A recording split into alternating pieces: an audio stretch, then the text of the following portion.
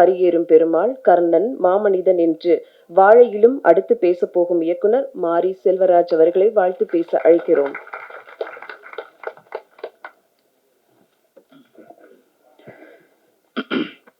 எல்லோருக்கும் வணக்கம். நீலம் புரொடக்ஷனோட அடுத்த படம் இது. ஷான் வந்து ஒரு நாள் ஷானை பற்றி எடிட்டர் செல்வா வந்து சொல்லிகிட்டே இருப்பார், இப்படி ஒரு கதை பண்ணிகிட்டு இருக்காப்புல அப்படின்னு சொல்லி. இப்போ கர்ணன் ஷூட் அப்போ தான் ஷானை மீட் பண்ணேன். கர்ணன் ஷூட் அப்போ வந்து ஷான் திருநெல்வேலி வந்திருந்தார் யோகி பாபனை மீட் பண்ணுறதுக்கு. ஒரு 1.5 மணி நேரம் 1 மணி நேரம் கேரமில் போய் பேசிட்டு வந்தார். அண்ணன் கதை பேசிட்டு வந்துட்டு அண்ணன் வெளியே வந்தார், யோகி பாபன் வெளியே வந்து எனக்கு பிடிச்சிருக்கு கதை, நான் அதை பண்ணுறேன் அப்படின்னு சொல்லி. அன்றைக்கி தான் ஷானை பார்த்தேன். ஷான் எவ்வளோ அந்த அவர்கிட்ட பேசுகிற வரைக்கும் அந்த ஷூட்டிங் ஸ்பாட்லேயே உட்காந்து அதை பொறுமையாக கையாண்டு இந்த படத்தை எவ்வளோ தூரம் கொண்டு வந்திருக்காரு, இந்த படத்தை வந்து முடிக்கிற வரைக்குமே அவர் ஹேண்டில் பண்ணது அமைதியாக இருந்தது. ரொம்ப உறுதியாக இந்த படத்தை இந்த கதை தான் எடுக்கணும் அப்படின்னு நம்பி இந்த கதையை எடுத்து முடிச்சது எல்லாத்துக்குமே வாழ்த்துக்கள். அதுக்கு ரொம்ப சப்போர்ட் பண்ண நீலம் ப்ரொடக்ஷனுக்கும் யாழி ஃபிலிம்ஸுக்கும் நன்றி. அப்புறம் வந்து இந்த படத்தில் வேலை செஞ்சவங்க எல்லாருமே தோழர் அதின்னு சொன்ன மாதிரி எல்லாருமே எல்லாத்துக்குமே நெருக்கமானவங்க, எல்லாருக்குமே தெரிஞ்சவங்க, எல்லாருமே எப்போவுமே ஒரு நெருக்கமான படத்தில் இருக்கிற மாதிரி எல்லாருமே சேர்ந்து நமக்கு தெரியும். ஏதாவது ஒரு படம் எடுக்கிறோம் அப்படின்னா அந்த படத்துக்கு யார் இருக்கணும், யார் இருந்தால் நமக்கு பலமாக இருக்கும் அப்படின்னு நம்ம படம் எடுக்கும்போதே தெரியும். ஏன்னா ஒரு படம் ஒரு ஒரு திரைமொழி அப்படிங்கிறது அந்த திரைக்கதையோட நேர்மைன்னு சொல்லுவாங்க. அந்த மாதிரி நம்ம திரைக்கதை எழுதும் போதே தெரிஞ்சிடும். சில நடிகர்களாக மட்டும் தேவை கிடையாது, இதில் மனிதர்களாகவும் சிலவங்க தேவைப்படுவாங்க அப்படின்னு சொல்லி அப்படியாப்பட்ட மனிதர்களை பொறுக்கி எடுத்து இந்த படத்தை அது வந்து டீமாக இருக்கட்டும் நடிகர்களாக இருக்கட்டும் எல்லாத்துலேயுமே வந்து நமக்கு யார் இருந்தால் நமக்கு வலு இருக்கும் அப்படின்னு சொல்லிக்கிட்டு அதை நம்மளோட அரசியல் நம்மளோட எமோஷ்னல் எல்லாத்தையுமே அக்செப்ட் பண்ணுற, எல்லாத்தையுமே புரிஞ்சுக்கிற, எல்லாத்தையுமே அடுத்த கட்டத்துக்கு நகர்த்தக்கூடிய மனிதர்கள் யாராக இருப்பாங்கன்னு சொல்லி அவங்கள செலக்ட் பண்ணி இந்த படத்துக்குள்ளே கொண்டு வந்திருக்காரு. அவங்க அத்தனை பேருக்குமே என்னோட நன்றி. அப்புறம் நீலம் ப்ரொடக்ஷன் வந்து எப்படி சொல்கிறது, உங்களுக்கு தெரியும் நீலம் ப்ரொடக்ஷன் என்ன மாதிரியான படங்களை உருவாக்கிக்கிட்டு இருக்கு, என்ன மாதிரியான விவாதங்களை உருவாக்கிக்கிட்டு இருக்கு அப்படின்னு சொல்லி. நீலம் ப்ரொடக்ஷன் இதே மேடையில் தான் பரியேறும் பெருமாள் படம் பார்த்துட்டு இதே மாதிரியான பத்திரிகைகள் எல்லாருமே நீலம் ப்ரொடக்ஷனை தொடங்கி வச்ச ஒரு நாள் ஞாபகத்தில் இருக்கு எனக்கு. அதிலிருந்து தொடங்க நீலம் ப்ரொடக்ஷனோட பயணம் எத்தனையோ முக்கியமான இயக்குநர்கள், முக்கியமான கலைஞர்கள், முக்கியமான ஆளுமைகள் எல்லாருமே வரிசையாக வந்திருக்காங்க. எல்லாருமே கிட்டத்தட்ட வந்து சமூகத்தில் ஒரு முக்கியமான இடத்த பிடிச்சிருக்காங்க. எல்லாருமே வந்து அவங்க எல்லாத்துக்குமே வந்து தான் யார் அப்படிங்கிறத தாண்டி தான் என்ன செய்யணும் அப்படிங்கிறத வந்து முக்கியமான ஒரு படிப்பினையாக வந்து நீலம் ப்ரொடக்ஷன் வந்து தொடர்ந்து. ஏன்னா நம்ம நீலம் ப்ரொடக்ஷனில் படம் பண்ணிட்டோம் அப்படின்னாலே நீங்கள் அடுத்த ஒரு படம் தப்பாக படம் பண்ண முடியாது. நீலம் ப்ரொடக்ஷனில் கதை சொல்லி ஒரு படம் பண்ணியிருக்கீங்க அப்படின்னா நீ அடுத்து கமர்ஷியலாக நம்ம ஒரு படம் பண்ணணும், நம்ம வந்து வேற ஒரு டைப்பில் ஒரு படம் பண்ணுவோம் அப்படிலாம் பண்ண முடியாது. அந்த அந்த அந்த மரியாதை கொடுத்த மரியாதையை காப்பாற்றிக்கிறதுக்கு நீங்கள் தொடர்ந்து முயற்சி பண்ணிகிட்டே இருக்கணும். அதுவே உங்களை நல்ல கலைஞனா ஒரு நல்ல ஒரு சமூகத்தை நேசிக்கக்கூடிய கலைஞனா வச்சுக்கிட்டே இருக்கும். நான் வந்து நீலம் ப்ரொடக்ஷன் முடித்தோடனே பகிர்மலை முடித்தோடனே நீலம் ப்ரொடக்ஷனில் சைன் பண்ண படம் என்ன இருக்கு எனக்கு இருக்குது. அதுக்கப்புறம் அது பண்ண ரெடி ஆகிட்டு இருக்கும்போது தான் உதயநிதி ஸ்டாலின் சார் கூப்பிட்டாரு. அவர் கூப்பிட்ட உடனே நான் முதல்ல ரஞ்சினன்டா சொன்னேன், இந்த மாதிரி கூப்பிட்டேன். நான் உடனே சொன்னாரு, டேய் சூப்பரா போய் பண்ணிட்டு வாடா, அவர் கடைசி படம்னு சொல்கிறாரு பண்ணிட்டு வான்னு சொன்னார். அது பண்ணி முடிச்சு நான் ரெடி ஆகிட்டேன்.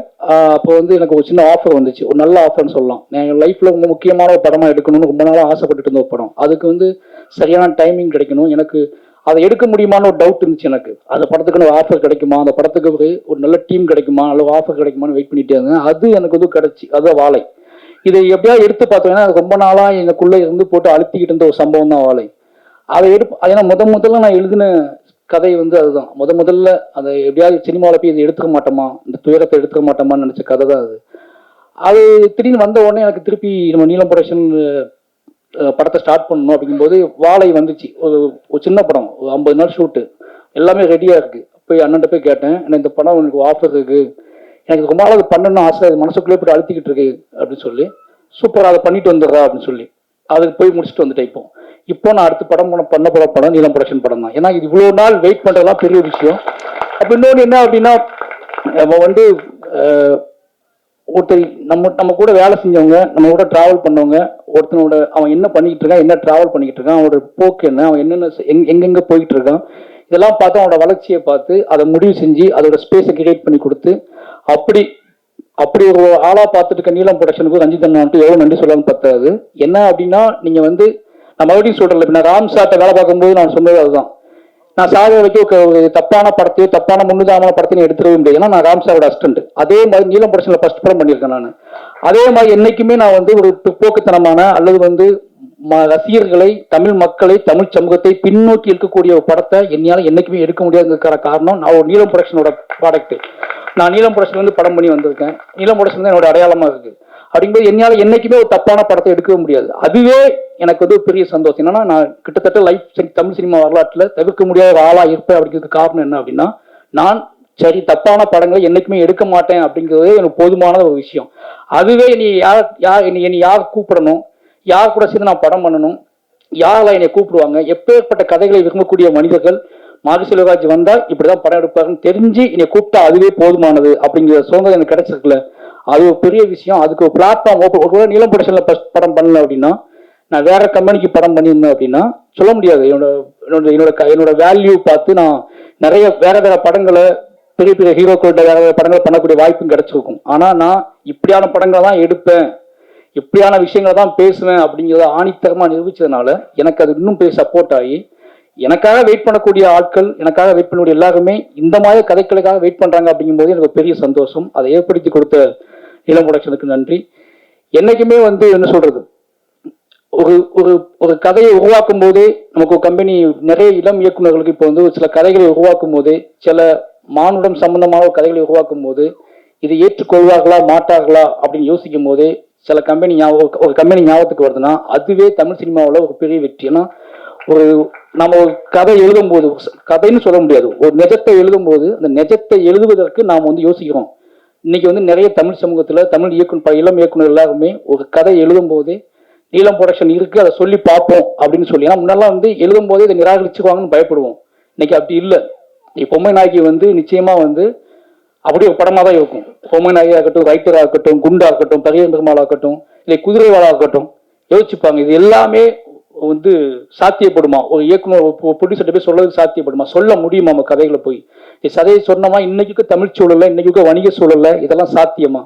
இது எல்லாத்தையுமே பக்காவா அதை கேட்கறதுக்கு முதல்ல தயாராக இருக்க மாட்டாங்க. அதை கேட்பதற்கு காது கொடுத்து கேட்டு அதை சரி செய்து அதை வந்து நேர்த்தியா மாத்தி அதுக்கு சரியான டீமை உருவாக்கி அந்த இயக்குனரை பலப்படுத்தி அவனுக்கு தன்னம்பிக்கையை கொடுத்து ஒரு முதல் படம் எடுக்கக்கூடிய இயக்குனரை ஒரு சிறந்த ஒரு அரசியல் அறிவு உள்ளவனாக மாற்றி அவனை இந்த தமிழ் சமூகத்துக்கு குறையளிப்பதுக்கு இல்லை, அது முக்கியமான பங்கு. அதை பண்ணிக்கிட்டு நீலம் ப்ரொடக்ஷனுக்கு அஜித்தனுக்கும் எவ்வளவு நன்றி சொல்லலாம்னு பார்த்தாரு. இந்த டீம் நிச்சயமா பொம்மை நாயகி வந்து ஒரு அலையை உருவாக்கும். ஏன்னா நமக்கு தெரியும் யோகி பாபனை பத்தி பேசணும்.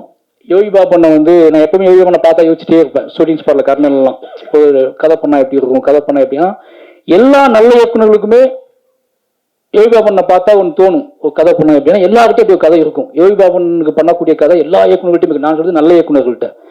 நல்ல இயக்குநர் அப்படிங்க என்னன்னா எளிய மனிதர்கள்ட்ட வந்து கதை எடுக்கணும்னு ஆசைப்படக்கூடிய, எளிய மனிதர்களின் கதையை வந்து மக்களுக்கு கொடுக்கணும்னு ஆசைப்படக்கூடிய எல்லா இயக்குநர்களுக்குமே யோகி பாபனோட முகம் வந்து ஒரு பரிச்சயமான முகம். இந்த முகத்துக்குள்ள இருந்து ஒரு கதையை அடாப்ட் பண்ணி கொண்டு வந்தா எப்படி இருக்கும் அப்படின்னு எல்லாத்துக்குமே ஆசை இருக்கும் எனக்கு தெரிஞ்சு.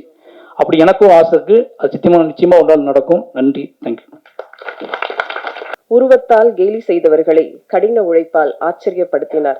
பண்டி வாயன் என்று சொன்னவர்களுக்கு பதிலாக பல 100 படங்கள் தந்து பதிலடியும் கொடுத்தார். குழந்தைகள் சிரிக்க படம் நடித்தார், குழந்தைகள் சிந்திக்க இப்படம் தந்தார். சூப்பர். வெயிட் பண்ணுங்க உங்களுக்காக எழுதுனது இல்ல, எல்லாரும் இருந்தாங்களே கேட்கணும். சூப்பர் நடிகர்களும் கேட்ட முதல் கேள்வி, பாபு கால்ஷீட் இருக்கா கேளுங்க. விஜய் முத்தம் தந்தார், அஜித் மொத்தமும் தந்தார். முடியாது என்பவனுக்கு இவர் முடி சிரிப்பார்கள். கடினம் என்பவர்களும் இவர் கடி பார்த்து சொன்னால் நகைப்பார்கள். திரையுலகில் காவி வேட்டி கட்டு கரகோஷமிட்டு பக்தி பரவசத்துடன் பவனி வரும் நகைச்சுவை சரவெடி ஹீரோவாக மாஸ் ஹீரோவாகும் பொம்மை நாயகியின் கதை நாயகன் யோகி பாபு அவர்களை இப்போது பேச அழைக்கிறோம். பிறந்த நாள் நல்லா பேசுங்க மேடம். Thank you madam. எல்லாருக்கும் வணக்கம். பொம்மை நாயகி நீலம் ப்ரொடக்ஷன், யாழி 2 பேரும் சேர்ந்து பண்ணியிருக்காங்க. ரொம்ப சந்தோஷமா இருக்கு. ஆனால் இந்த படத்தில் ஷான் வந்து காமெடி பண்ண விடல, ஏன்னா கதை அது மாதிரி கதை. நீலம் ப்ரொடக்ஷனில் வந்து நான் ஃபஸ்ட்டு தம்பி ஹரி சொன்ன மாதிரி நாங்கள் வந்து அட்டகத்தி படம் வந்து அப்போ ஸ்டார்டிங்கில் ரஞ்சித் சாரோட கூப்பிட்டு ஒரு 20 நாள் எனக்கு சொல்லியிருந்தார் ரஞ்சித் சார். அந்த டைமில் கொஞ்சம் டேட்டு அப்போவே எனக்கு பிரச்சனை வந்து என்னென்னா, இருக்கிற உண்மையை சொல்கிறேன். எங்கே நம்ம நண்பர் அவர் சொன்னார் தடுக்குது டேட் இல்லைன்னு. எனக்கு அப்போவே டேட்டு பிரச்சனை வச்சுக்கோங்க. என்னென்னா நான் அந்த இது கலகலப்புக்கு போயிட்டேன் அந்த டைமில். டக்குன்னு அப்புறமா தான் எனக்கு டேட்டு வந்தது. பர்னி மூலமாக வந்தேன். இல்லை போய் என்னால் வர முடியல, இங்கே இருக்கேன் அப்படின்ட்டேன். அதுக்கப்புறம் ரொம்ப நாள் விட்டு நீலம் ப்ரொடக்ஷனில் வந்து ரஞ்சித் சாரோட இணையறதுக்கு காரணமாக இருந்த மாரி செல்வராஜுக்கு நான் நன்றி தெரிவிச்சுக்கிறேன்.